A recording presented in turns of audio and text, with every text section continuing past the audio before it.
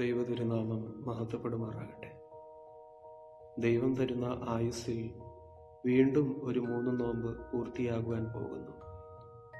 പല കാര്യങ്ങളും നാം ഉപേക്ഷിക്കുവാൻ പ്രയത്നിച്ചുകൊണ്ടിരിക്കുന്നു.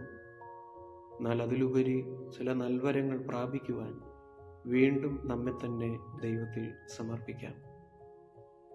ഈ വർഷത്തെ വിശുദ്ധ 3 നോമ്പ് അവസാനിക്കുമ്പോൾ യോനാ പ്രവാചകന്റെ ജീവിതത്തിൽ നിന്നും അതിശ്രേഷ്ഠമായ ഒരു പാഠം ധ്യാന വിഷയമാക്കാം. യോനാ പ്രവാചകന്റെ പുസ്തകം 3-4 അധ്യായങ്ങളിൽ നിന്നും നാം മനസ്സിലാക്കുന്നു, ദൈവം പ്രവാചകന് രണ്ടാമതൊരു അവസരം കൊടുക്കുമ്പോൾ അതിനെ സ്വീകരിച്ചുകൊണ്ട് നിനവ പട്ടണത്തിൽ പോയി ദൈവവചനം സംസാരിക്കുന്നു. മത്സ്യത്തിന്റെ ഉള്ളിൽ നിന്നും യോനയെ ദൈവം രക്ഷിച്ചു. അവന്റെ പ്രാർത്ഥനയെ, അവന്റെ നിലവിളിയെ, അവന്റെ അനുതാപത്തെ ദൈവം സ്വീകരിച്ചു. പക്ഷേ ആ അനുതാപം സമ്പൂർണമായിട്ടില്ല. His repentance was not yet perfected. കാരണം തന്റെ പ്രസംഗം കേട്ട് നിനവ പട്ടണക്കാർ മുഴുവനും അനുതപിച്ചപ്പോൾ ദൈവം അവർക്ക് നിശ്ചയിച്ചിരുന്ന കോപത്തിൽ നിന്നും ശിക്ഷയിൽ നിന്നും പിന്മാറി ദൈവം തന്നെ അനുതപിച്ചത് കണ്ടപ്പോൾ യോനാ പ്രവാചകൻ ആകെ അസ്വസ്ഥനായി മാറുകയാണ്. അവന്റെ അനുതാപത്തെ പൂർണ്ണമാക്കുവാനും അവനൊരു പാഠം നൽകുവാൻ തക്കവണ്ണം ദൈവം ഇടപെടുകയാണ്. ആ നഗരത്തിന് ഇനിയും എന്ത് സംഭവിക്കും എന്നറിയുവാൻ അതിൽ നിന്ന് പുറത്തേക്ക് പോയി ഒരു കുടിലുണ്ടാക്കി അതിൽ പാർത്ത് ആ നഗരത്തെ നോക്കിക്കൊണ്ടിരുന്നു. അപ്പോൾ ദൈവം അവന് തണല് ഉണ്ടാകുവാൻ വേണ്ടി ഒരു ആവണക്കിനെ ഭൂമിയിൽ നിന്നും ഉളവാക്കുന്നു. അതവന് ഏറെ സന്തോഷമുണ്ടാക്കി. പിറ്റേ ദിവസം അത് വാടിപ്പോകുവാൻ ദൈവം കൽപ്പിക്കുന്നു. അന്നേരം വീണ്ടും പ്രവാചകൻ കോപിക്കുന്നതായിട്ട് നമുക്ക് കാണുവാൻ സാധിക്കും. ദൈവം ചോദിക്കുന്നു, ഈ ആവണക്കിനെ കുറിച്ച് നീ കോപിക്കുന്നത് വിഹിതമോ? പ്രവാചകൻ പറയുന്നു, ഞാൻ മരണപര്യന്തം കോപിക്കുന്നത് വിഹിതം തന്നെ എന്ന് പറഞ്ഞു.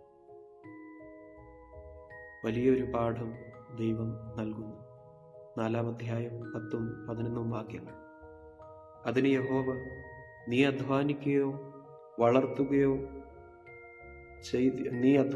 വളർത്തുകയോ ചെയ്യാതെ ഒരു രാത്രിയിൽ ഉണ്ടായി വരികയും ഒരു രാത്രിയിൽ നശിച്ചു പോവുകയും ചെയ്തിരിക്കുന്ന ആവണക്കിനെ കുറിച്ച് നിനക്ക് അനുകമ്പ തോന്നുന്നുവല്ലോ.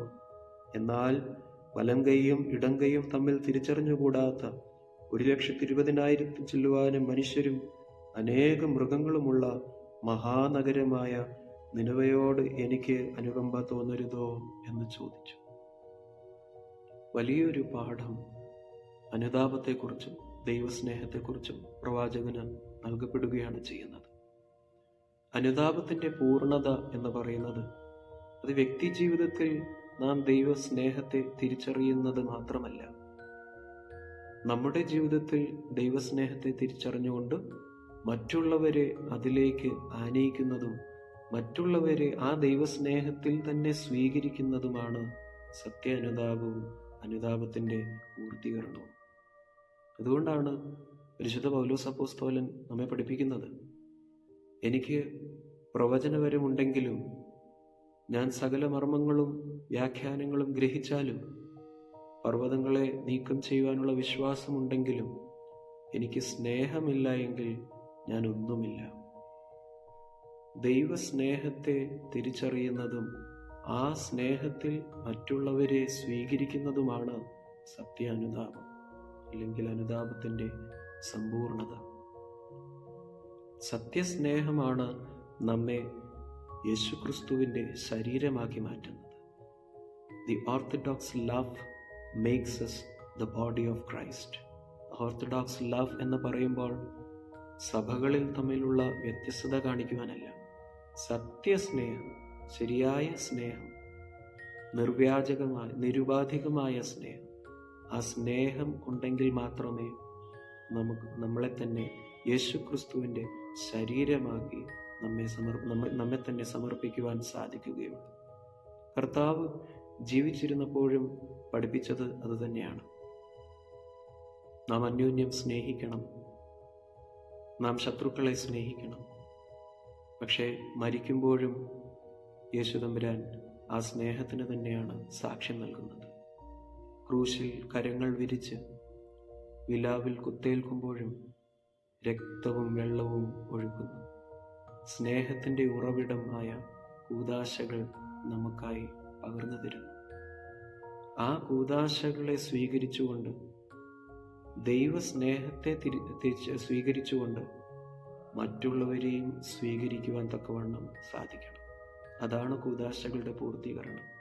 നമ്മെ തന്നെ ദൈവത്തിങ്കിലേക്ക് സമർപ്പിക്കുമ്പോൾ അതെനിക്ക് വേണ്ടി മാത്രമല്ല, അത് സഭയാകുന്ന കർത്താവിൻ്റെ ശരീരമാകുന്ന സഭ മുഴുവനും ഒന്നിച്ച് ദൈവസ്നേഹത്തിൽ വളരുന്ന ഒരു അനുഭവമാണ്. അതാണ് അനുതാപമുള്ള ഒരു ജീവിതം, അനുതാപമുള്ള ഒരു സഭ. വലിയ നോമ്പിൻ്റെ ചൊവ്വാഴ്ച 3-ാം മണി നമസ്കാരത്തിൽ നാം ഇപ്രകാരം പാടുന്നുണ്ട്: പ്രിയരെ, നിയമത്തിൻ നിറവായി തമ്മിൽ തമ്മിൽ സ്നേഹിപ്പിൻ. ചിലർ ആഹാരം കൈവിടിയും കരളിൽ പകയും സ്പർദ്ധയുമാം. ചിലർ മദ്യത്തെ ഉപേക്ഷിക്കും, സോദരനെ ഒളിവിൽ കൊല്ലും. നിയമത്തിൻ്റെ നിറവാണ് ഈ സ്നേഹം. സകല നിയമത്തെയും പൂർത്തീകരിക്കുന്നതാണ് ഈ സ്നേഹം. ആ സ്നേഹത്തെ തിരിച്ചറിയുക എന്ന് പറയുമ്പോൾ മറ്റുള്ളവരെയും അതിൽ ഉൾപ്പെടുത്തണം, ഉൾക്കൊള്ളിക്കണം, സ്വീകരിക്കണം. അതാണ് പരിശുദ്ധ സഭ. അതാണ് അനുതാപമുള്ള ഒരു ജീവിതം. അതിൻ പ്രകാരം ജീവിക്കുവാൻ നമ്മെ തന്നെ ദൈവത്തിൽ ശരണപ്പെടുത്താം. അതുകൊണ്ടാണല്ലോ ഓരോ വിശുദ്ധ കുർബാനയിലും സമാധാനം കൊടുക്കുമ്പോൾ നാം പാടുന്നത്: അന്യോന്യം സ്നേഹിക്കണമെന്നോദിയ നാഥ, നിൻ സ്നേഹം വാണിയിടണമെങ്ങളിലെന്നും. സ്തുതി ദൈവത്തിനുയരത്തിൽ, ഭൂതലമെങ്ങും നൽശാന്തി, മാനവരുടെയിൽ സംപ്രീതി. നാം മറ്റുള്ളവരെ സ്നേഹിച്ചില്ലെങ്കിൽ ഒരു വിശുദ്ധ കുർബാനയായി പൂർത്തീകരിക്കില്ല. ഒരു കൂദാശകളും കൂദാശയായി മാറുകയില്ല. ഒരപ്പത്തിൻ്റെ അംശികളായി മാറുന്ന നമ്മൾ ഈ സ്നേഹത്തെ ഒന്ന് തിരിച്ചറിയണം. എന്താണ് ഈ സ്നേഹം? ഈ സ്നേഹം തന്നെയാണ് അനുതാപം. അതിൻ പ്രകാരം നമ്മുടെ വ്യക്തി ജീവിതത്തിൽ ഉണ്ടാകുന്നതായ അനുതാപം, നാം ദൈവത്തെ തിരിച്ചറിയുന്നതായ അനുഭവങ്ങൾ മറ്റുള്ളവരെയും സ്വീകരിക്കുവാനും മറ്റുള്ളവരെയും അംഗീകരിക്കുവാനും അവരുടെ കുറവുകളെയും അംഗീകരിച്ചുകൊണ്ട് അവരെയും ദൈവസ്നേഹത്തിൽ വളർത്തുന്ന ഒരു ജീവിതമായി രൂപാന്തരപ്പെടണം. അതിന് തക്കവണ്ണം ജീവിക്കുവാൻ ദൈവത്തിൻ്റെ പരിശുദ്ധാത്മാവ് ഈ നോമ്പ് മൂലവും തുടർന്നുള്ള ജീവിതം മൂലം നമ്മെ ഇടയാക്കട്ടെ എന്ന് പ്രാർത്ഥിക്കുന്നു, ആശംസിക്കുന്നു. ദൈവം ഇവരെയും വാഴ്ത്തി അനുഗ്രഹിക്കും.